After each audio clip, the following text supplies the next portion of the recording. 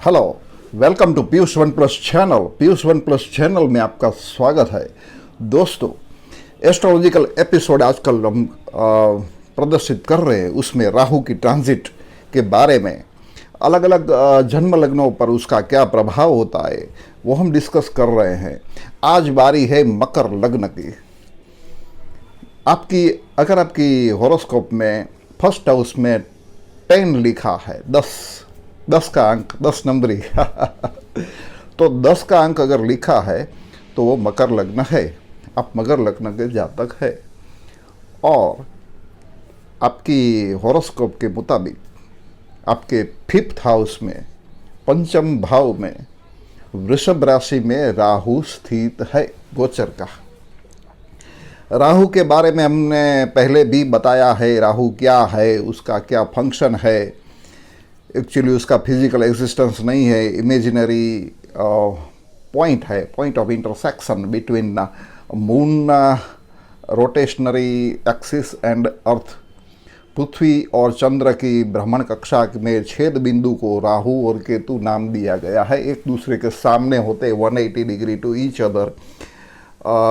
Horoscope में जहाँ भी राहु बैठा है उसके एग्जैक्टली सामने सप्तम भाव में केतु होता है। तो राहु अगर अच्छा है आपकी हॉरोस्कोप में और राहु की महादशा अंतर्दशा चल रही तो राहु डेफिनेटली आपको बेनिफिट देता है। अगर राहु बराबर नहीं है, दूषित है, नीच का है या कोई प्रॉपर स्थान में नहीं है तो आपको नुकसान करवाता है। तो अगर ये नुकसान वाली बात है तो राहु के बारे में उसका कोई, राहु तो कोई मंदिर तो है ही नहीं, राहु कोई देवता है ही नहीं, आप उसको कैसे उसका बेनिफिट ले सकते हैं। पूजा अर्चना तो हो नहीं सकती। हाँ, राहु का जाप करवा सकते हैं, लेकिन सबसे बड़ी बात ये है कि समाज और दुनिया में वृद्ध लोग, ओल्ड एज पीपल में राहु का अस्तित्व है। अगर आप वृद्ध लोगों की, सीनियर सिटीजन्स और बड़े बुजुर्ग लोगों की अगर आप सेवा करें तो राहु महाराज खुश रहता है और आपको बेनिफिट देता है। This is the fact. कोई ग्रह ऐसा होता है तो कोई कुत्ते को रोटी खिलाता है, गाय को घास खिलाता है, पक्षी को दाने देते हैं। तो यहाँ राहु में ऐसा नहीं है। राहु के लिए आपको बड़े बुजुर्ग लोगों की, वडीलों की सेवा करनी है तो आपका कम हो जाता है राहु का ये बुरी असर। ये शास्त्र में लिखा है भाई। इट्स ओके, ठीक है। और लंबी बात नहीं करते हैं, हम शुरू करते हैं। मकर लग्न वाले जातकों के लिए राहु क्या करेगा 1.5 साल तक, 18 महीना। राहु 23 सितंबर 2020 में ट्रांजिट हो चुका है, मिथुन राशि से वृषभ राशि में आ गया है और आपकी हॉरोस्कोप में 5th हाउस में राहु है, वृष राशि है। तो 5th हाउस में राहु क्या करेगा? सबसे पहले ये बात जानो कि 5th हाउस का फंक्शन क्या है। पंचम भुवन जो है वो शेर, सट्टा, लॉटरी, प्रेम, संतान, बुद्धि का स्थान है। बुद्धि का स्थान, दिमाग से जो काम लेते हैं उसका पंचम भाव अच्छा होता है। जो लोगों को प्यार में, इश्क में सफलता मिलती है उसका पंचम भाव अच्छा होता है। शेयर सट्टा के लिए, share business, share and stock business में जो जुड़े हुए लोग हैं उनके लिए 5th house is very important. तो ये यहाँ राहु महाराज है, गोचर का आ गया है, घबराने की जरूरत नहीं है क्योंकि you are very lucky because वृषभ राशि में राहु उच्च का होता है तो शुभ फल देगा। ये तो शास्त्र में लिखा है भाई। और उसके सामने एग्जैक्टली वृश्चिक राशि में केतु बैठा है, वो भी उच्च का है। क्योंकि जब जब राहु उच्च का होता है तो सामने केतु भी उच्च का हो जाता है। जैसे वृश्चिक राशि में केतु उच्च का होता है तो वृश्चिक में केतु आ गया और वृषभ राशि में उच्च का राहु है तो कोई प्रॉब्लम नहीं है। ठीक है, थोड़ी नानी छोटी मोटी तकलीफें होगी लेकिन उसकी बात हम करेंगे। तो यहाँ फिफ्थ हाउस की बात जब करते हैं तो शेयर स्टॉक इन्वेस्टमेंट में आपको बेनिफिट हो सकता है, लॉटरी और ये सब चीज़ें जो है उसमें आपको पॉजिटिव रिजल्ट मिलने के चांसेस बहुत है। ठीक है। और यदि आप शादीशुदा नहीं है, आप यंग है, कोई प्यार ब्यार का लफड़ा है तो उसमें सफलता मिलेगी, प्रेम संबंध में बात आगे बढ़ेगी, शादी तक पहुंचेगी। Very important.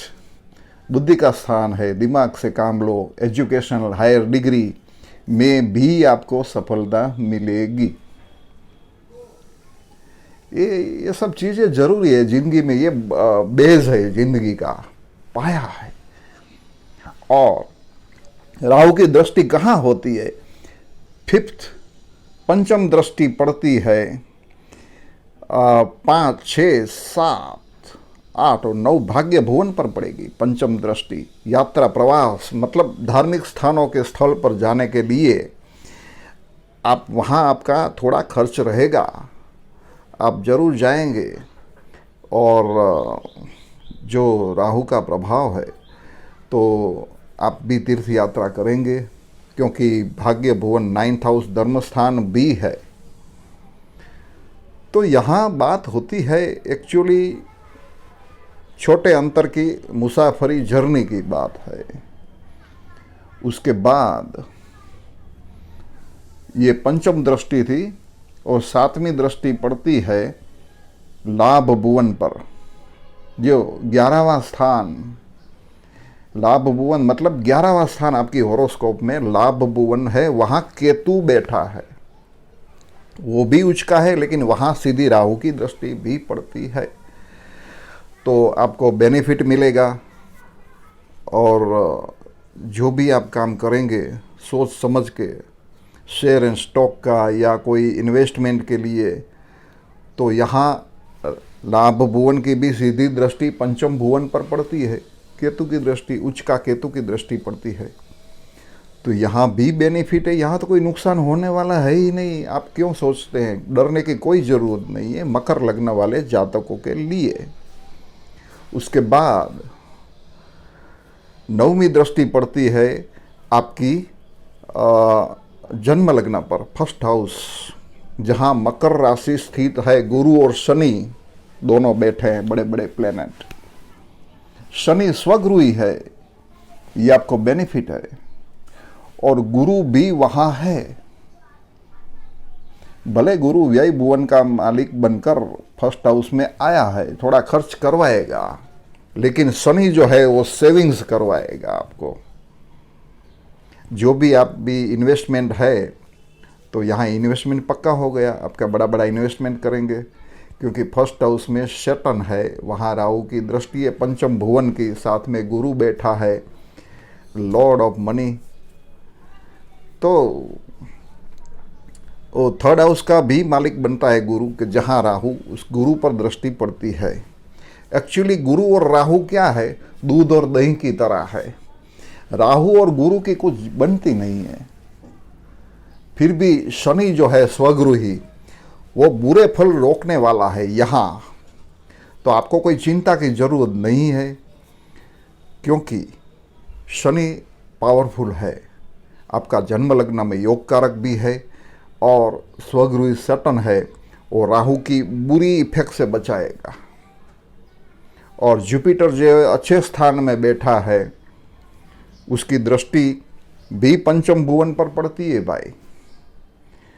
तो जुपिटर की दृष्टि भी पड़ती है, केतु की, उच्च का केतु की दृष्टि भी पड़ती है। तो पंचम भुवन में तो कोई सब बेनिफिट होने वाला ही है, प्लस पॉइंट होने वाला है। तो ये है मकर लग्न वाले राहु की क्या इफेक्ट होगी पंचम स्थान में, वो हमने आपको बताया। इसमें कोई बुरी बात तो है ही नहीं, लेकिन नुकसान क्या होगा वो हम थोड़ा बहुत नुकसान की चांसेस है, वो हम बताएंगे। क्योंकि राहु जो है वो भले उच्च का है, लेकिन फिर भी उसकी बुरी दानत तो रहती ही है। वो राहु जो है वो शीश है और केतु जो है वो पुच्छ है, टेल। वैसे राहु जो है वो श्रापित प्लेनेट है। भगवान ने उसे श्राप दिया था क्योंकि उसने अमृत पाने के लिए छल कपट किया था। वो छल कपट का कारक है, मंत्र तंत्र विद्या का कारक है। तो आप अगर मंत्र तंत्र विद्या में आगे बढ़ना चाहते हैं, जादू टोना, तो वो भी आप उसमें तरक्की कर सकते हैं। तो यहाँ बात जो है थोड़े बहुत नुकसान की। तो राहु आपको सपने दिखाएंगे, बड़े बड़े सपने। तो ये सपने देखना कोई गुनाह नहीं है, सपना देखना कोई गुनाह नहीं है, लेकिन सपना सच करने के लिए आपको सही रास्ता चुनना पड़ेगा। क्योंकि शनि जो है वो लग्न स्थान में बैठा है। आप जो सोच और समझ से काम लेंगे तो उसमें वो सिद्धांत के अनुसार आगे बढ़ेंगे, और राहु सिद्धांत में मानता नहीं है। वो कहीं भी तरीके से शॉर्टकट अपनाने की बात करेंगे तो आप गलत काम मत कीजिएगा। ये राहु के दौरान जो भी काम करे वो गुरु की दिमाग की सोच के अनुसार, क्योंकि गुरु शुभ ग्रह है जो आपके जन्म लग्न में बैठा है, वो आपको बुरा काम करने से रोकेगा। It's okay. तो वैसे तो ओवरऑल अच्छा है राहु का ट्रांजिट मकर लग्न वाले जातकों के लिए। अगर आपको ये वीडियो अच्छी लगी है तो ज़रूर लाइक करना भूलना नहीं, और कमेंट में बताना आपका राहु कहाँ है। हम एक सेंटेंस में आंसर देंगे। अगर सब्सक्राइब नहीं किया, सब्सक्राइब जरूर कीजिए, और उस बेल पर भी लिंक कीजिए नोटिफिकेशन, ताकि आने वाली वीडियो आपको नोटिफाइड किया जाए। Thanks for watching.